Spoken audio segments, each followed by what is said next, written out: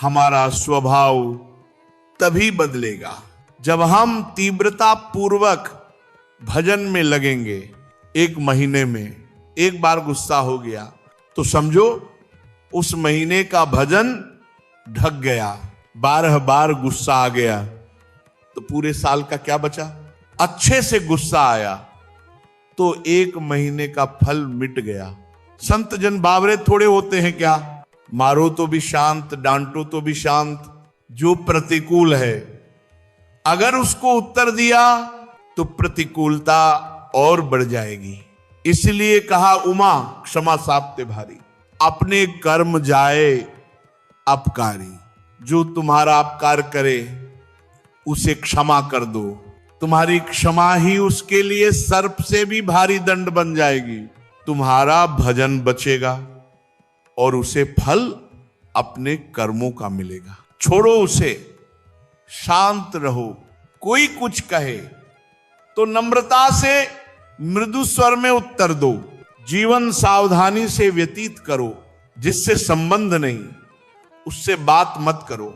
नेत्रों को संभालो, वाणी को संभालो।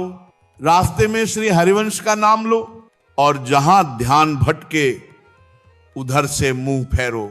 साधु का स्वभाव सरल होता है, फंसना नहीं है। कभी श्री हरिवंश नाम का सहारा लेकर कोई नेत्र मिलाने या बात करने आए बस हट जाओ। किसी से अनावश्यक वार्तालाप नहीं। अगर कोई पुरुष या स्त्री कुछ कहे मुस्कुरा दो, चुप रहो, आगे बढ़ो। वो चाहे कहे गुस्सा है क्या तो भी चुप। अधिक प्रवीण संत बनने का अहंकार मत पालो। माया फौरन फंसा लेती है, चित्तवृत्ति आकर्षित हो जाती है। इसीलिए स्वभाव बदलना ही भजन का पहला फल है। भजन का अर्थ है भीतर का परिवर्तन। अगर स्वभाव नहीं बदला तो भजन अधूरा है। कभी साधक कहता है मैं कोशिश कर रहा हूं पर स्थिति संतोषजनक नहीं आ रही, तो जानो ये बहुत अच्छा संकेत है, क्योंकि साधना में संतोष हानिकारक है। साधना में असंतोष रहना चाहिए, क्योंकि जब मन कहे बस अब तो ठीक है, वहीं से पतन शुरू हो जाता है। संतोष मत पालो। भगवान की कृपा का आश्रय लेकर सच्चाई से लगन पूर्वक साधना करो। अमर पद की प्राप्ति का उपाय क्या है? उस मायातीत कालातीत अकाल पुरुष की प्राप्ति का उपाय चिंतन है, अनन्य चिंतन।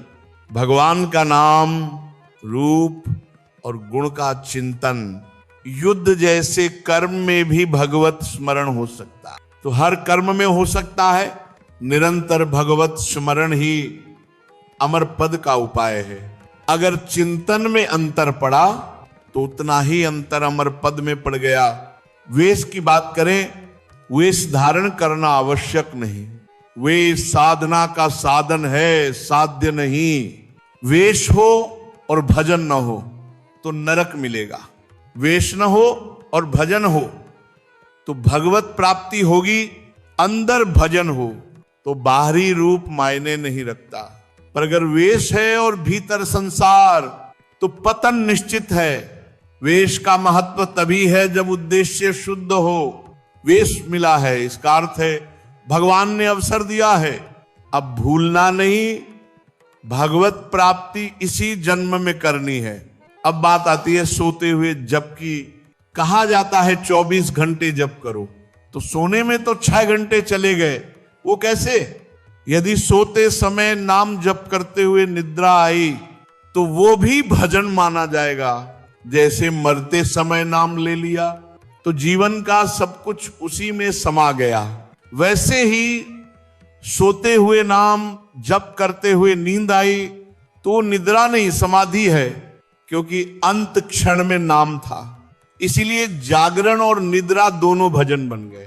अब प्रश्न है, भजन के लिए क्या घर छोड़ना आवश्यक है? नहीं। घर में रहकर अपने श्रम से कमाकर दूसरों का उपकार करते हुए जो भजन करता है वो शीघ्र सिद्ध होता है। हाँ, जो विरक्त है उसे समुदाय में रहकर मधुकरी वृत्ति से जीवन चलाना चाहिए। अकेले रहने पर मनमानी होने की संभावना बढ़ती है। घर में रहो, नाम लो, ईमानदारी से कमाओ, किसी से सहायता मत लो। जो अपने श्रम से कमाता है और नाम जपता है, भगवान की विशेष कृपा उस पर होती है। जो भजन नहीं करता वो आत्महत्यारा है, क्योंकि भगवान ने मनुष्य जन्म दिया साधना के लिए, मोक्ष के लिए। अगर इस अवसर को प्रमाद में गंवा दिया तो अपराध हो गया। यह जीवन ईश्वर का सरकारी कार्य है, अगर किया नहीं तो दंड मिलेगा। अब प्रश्न, राम के साथ सीता, कृष्ण के साथ राधा की उपासना करनी चाहिए या नहीं? शास्त्र कहते हैं शक्तिमान और शक्ति कभी अलग नहीं। राम में सिया है, कृष्ण में राधा है, दोनों एक ही हैं। जैसे शरीर दो हों पर प्राण एक हो, जो इन्हें अलग मानकर पूजा करता है वो अंतराय पैदा करता है। पर भगवान की पूजा करने वाला कभी नरकगामी नहीं होता। अब सुनो, भजन परिस्थिति पर निर्भर नहीं होना चाहिए। भूख हो या तृप्ति, सर्दी हो या गर्मी, हर अवस्था में भजन होना चाहिए। यदि भूख में भजन रुक जाए, गर्मी में ध्यान भटके, तो अभ्यास करो। पंखा बंद करके तप में रहकर भजन करो। प्रत्येक परिस्थिति में भगवत स्मरण बना रहे, यही अखंड भजन है। कभी संसार अपमान करे, निंदा करे तो प्रसन्न हो जाओ, क्योंकि अपमान भगवान की ओर ले जाता है, सम्मान भगवान से दूर करता है।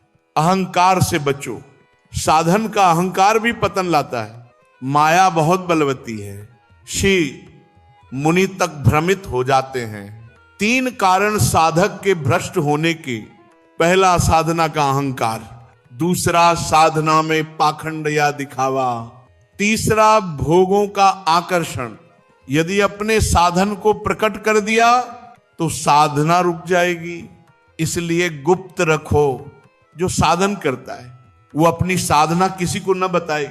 यदि दूसरों से कहना हो तो संतों ने कहा के रूप में कहो, मैं करता हूं, मत कहो, क्योंकि मैं करता हूं बोलते ही अहंकार प्रवेश करता है और साधना वहीं रुक जाती है।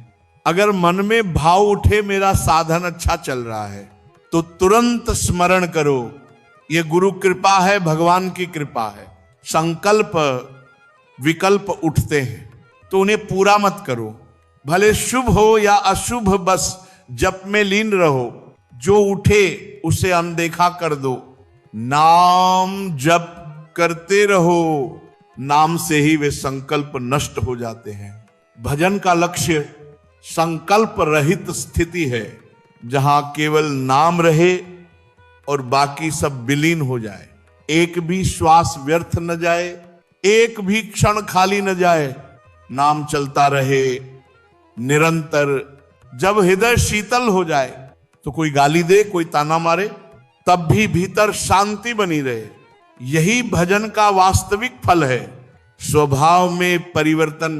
भजन से जब सहजता, शांति और क्षमा आने लगे तो समझो साधना सफल हो रही है। और तब कहा गया, जो पर सहज स्वभाव, श्री हरिवंश नाम रस चाओ।